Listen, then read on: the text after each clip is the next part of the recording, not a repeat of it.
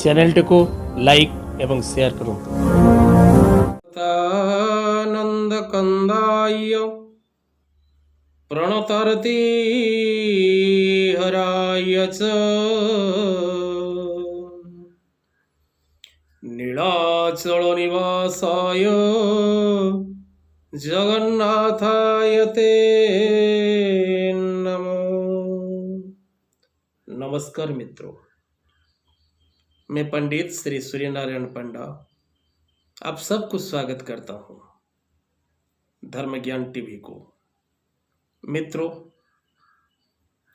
आज हम आलोचना करेंगे कि तंत्र की रहस्य और तंत्र की खोज। तंत्र क्यों काम नहीं करता है? बहुत सारे मित्रों फोन के माध्यम से पूछते हैं जे तंत्र काम क्यों नहीं करता है और तंत्र क्रिया में आदमी सक्सेस क्यों नहीं हो पाता है। तो इसलिए हम आज एक तांत्रिक बनने से पहले कौन सा दिक उसके लिए महत्व रखता है, कौन सा दिशा में वो जाने से सक्सेस हो पाएगा, इसीलिए आज हमने इस प्रोग्राम को रखे हैं और इस प्रोग्राम को आगे भी कंटिन्यू करेंगे। आदमी तंत्र में सक्सेस कैसे होगा? एक तंत्र में एक मंत्र का लिखा गया श्लोक है, तो उस मंत्र को अनुष्ठान करने के बाद भी वो फलदायी क्यों नहीं हो पाता है? आदमी को उसका फल क्यों नहीं मिलता है? तो आज हम तंत्र का शुरुआत, एक तांत्रिक बनने से पहले आदमी को क्या करना जरूरी है, वो हम आज इस प्रोग्राम के माध्यम से जानेंगे। क्योंकि हमारा कर्म, हम जो काम करते हैं वो कर्म सही रहेगा, परफेक्ट वे में हम कोई काम करेंगे तभी तो सक्सेस मिलेगा ना। तो वो परफेक्ट वे में हम जाते हैं या नहीं जाते हैं, हमारा कुछ गलती है वो भी हमको परखना चाहिए। क्योंकि तंत्र विद्या सत्य विद्या है, उसमें इतना तकलीफ भी नहीं है। एक तांत्रिक के लिए, एक तंत्र विद्यार्थी के लिए कौन सा दिग, कौन सा दिशा में उसको सावधानी चाहिए और ध्यान रखना चाहिए, वो जानना नित्यंत आवश्यक है। क्योंकि तंत्र ऐसे एक शास्त्र है, ऐसे एक विद्या है जिस विद्या में आदमी को सब कुछ सुख मिल पाता है, हर खुशी मिल पाता है। मित्रों, जो कोई भी इस धर्म ज्ञान टीवी चैनल को लाइक, शेयर और सब्सक्राइब किए नहीं, जल्दी ही लाइक, शेयर और सब्सक्राइब कीजिए। हमारा प्रोग्राम सबके पास पहुंचना चाहिए और सबको इस धर्म ज्ञान टीवी परिवार का सदस्य बनना भी जरूरी है। तंत्र नाम सुनते ही, तंत्र एक ऐसा नाम है, ऐसा शब्द है जिस शब्द को सुनने से ही आदमी का मन में कोई घबराहट शुरू हो जाता है। तो एक आदमी जब तंत्र सीखने के लिए जाता है, एक आदमी जब तंत्र सीखने के लिए भी जाता है, उसका दिमाग में, उसका मन में शंका रहता है, कोई कुछ प्रॉब्लम हो जाएगा। तो इसीलिए हम तंत्र शास्त्र में जाने से पहले तंत्र को सही हिसाब से जानना चाहिए हमको। तंत्र क्या है, तंत्र में जाने से क्या मिलेगा, हम तंत्र शिक्षा क्यों करेंगे। तो तंत्र सीखने वाले सब विद्यार्थी को मैं एक ही बात बोलूँगा कि तंत्र सीखने से पहले अपना किया कर्म डेली रोटेशन में जो काम सब आप करते हैं वो कर्म सही करते हैं या सही नहीं होता है, उसको ध्यान में रखें।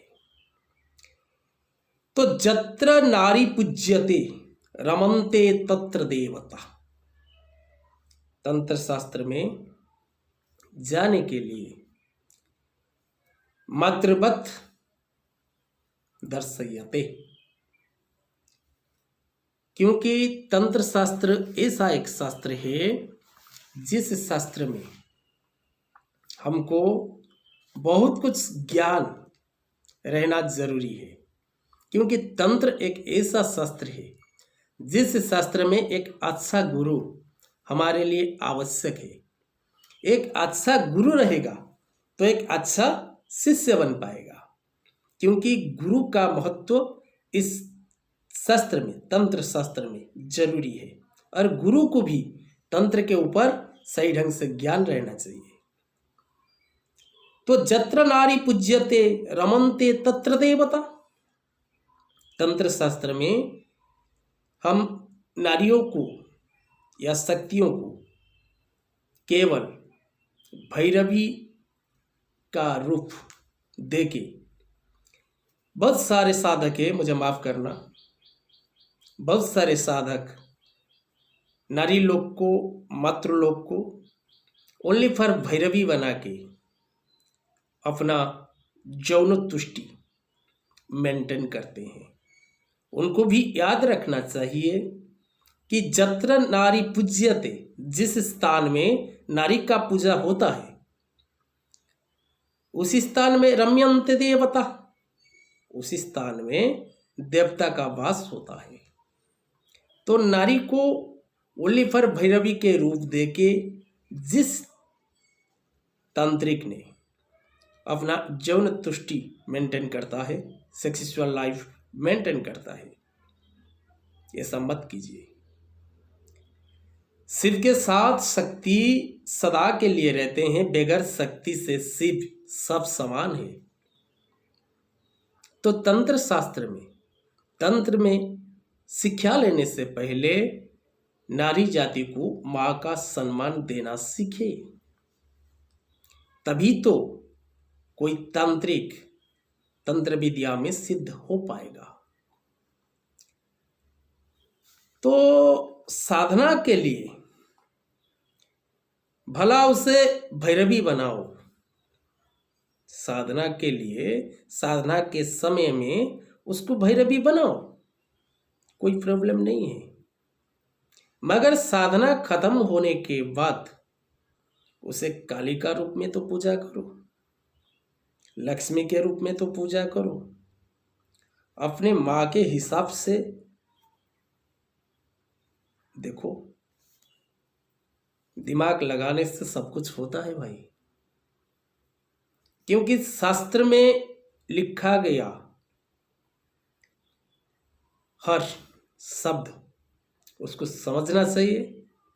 ज्ञान उतना ही होना चाहिए जो समझ पाए शास्त्र को, तभी तो कोई ज्योतिष बनता है, कोई तांत्रिक बनता है, कोई वास्तुविद बनता है, कोई धर्मगुरु भी बनता है।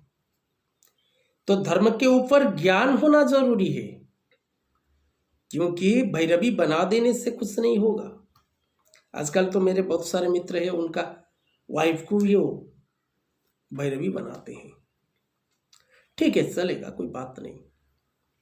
मगर बहुत सारे तांत्रिक गुरु भी है जो दूसरे के औरत को भैरवी बना के रखे हैं ओनली फॉर यौन तुष्टि के लिए। ये सब गलत रास्ता छोड़ना जरूरी है। तो तंत्र में उसे मां मानने के लिए तैयार हो जाइए।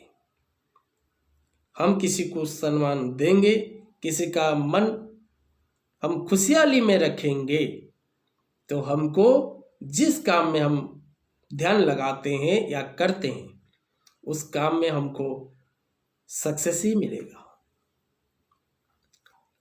तो दूसरे जो रास्ता है, हर युग में तंत्र शास्त्र है, हर युग में आप चाहे जितने भी युग, सत्य युग, त्रेता युग, द्वापर युग और कली युग, जितने युग में भी आप जाएंगे हर युग में तंत्र है।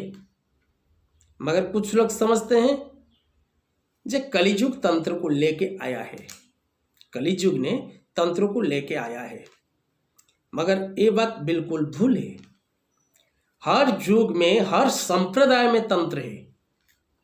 अब जिस संप्रदाय भी देख लीजिए, सब संप्रदाय में तंत्र ही तंत्र है। वैदिक विकास के साथ तंत्र का भी विकास हुआ है, मगर तंत्र आगम विद्या है, जिस विद्या भगवान शिव जी का मुख से माता रानी सती ने सुने थे और भगवान विष्णु जी ने उससे अनुमोदित किए थे, बिल पास किए थे इस शास्त्र को। तो तंत्र शास्त्र में हम जैन धर्म में जाएंगे तो जैन तंत्र भी है, बौद्ध संप्रदाय में जाएंगे तो बौद्ध तंत्र भी है, मुस्लिम संप्रदाय में जाएंगे तो वहां पर भी मुस्लिम तंत्र है, गोरखनाथ नाथ संप्रदाय में जाएंगे तो वहां पर भी नाथ संप्रदाय में साबर मंत्र तंत्र मंत्र है। कामाख्या देवी शक्त दीक्षा में कोई, शक्ति का दीक्षा में कोई जाएंगे तो शक्त मंत्र भी तंत्रोक्त के हिसाब से है। शैवाचार में जाएंगे, शैव संप्रदाय में जाएंगे तो वहां पर भी हमको तंत्र मिलेगा। तो हम जिस शास्त्र के हिसाब से देखेंगे या जिस संप्रदाय में हम घुसेंगे तो उस संप्रदाय में तंत्र है। तो तंत्र होने से तंत्र का मुख्य 5 अंग होता है। तंत्र का मुख्य 5 अंग होता है जिसको लेके तंत्र चलता है।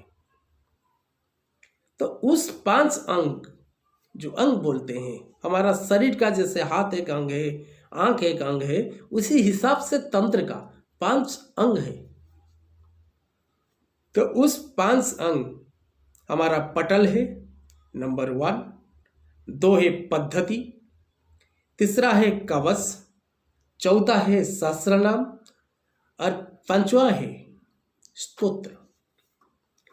तंत्र को शक्तिशाली बनाने के लिए, तंत्र पावरफुल बनने के लिए हमको इस 5 अंग का महत्व देना जरूरी है।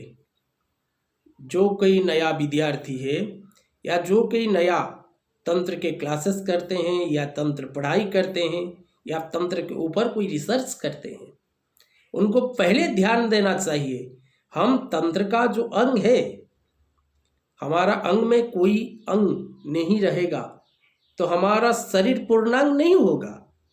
उसी हिसाब से हम तंत्र शास्त्र में प्रवेश किए हैं तो तंत्र का जो 5 अंग है, 5वां अंग, हम उसे सही ढंग से करते हैं या नहीं करते हैं, ये देखना पहला है। पहला तंत्र का पटल, तंत्र का पद्धति, तंत्र का कवच, तंत्र का स्तोत्र और तंत्र का सहस्रनाम।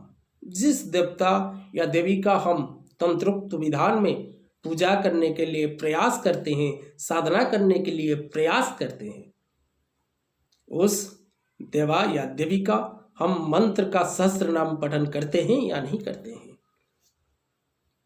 तो मित्रों, हम हमारा दूसरे प्रोग्राम में इस तंत्र क्रिया में और क्या क्या करने से एक तांत्रिक तंत्र कर्म में, तंत्र क्रिया में, तंत्र कर्म में, तंत्र शास्त्र में निपुण हो पाएगा, उसके लिए हम आपको जितने हमारा पास ज्ञान है उतने देने के लिए प्रयास करते हैं।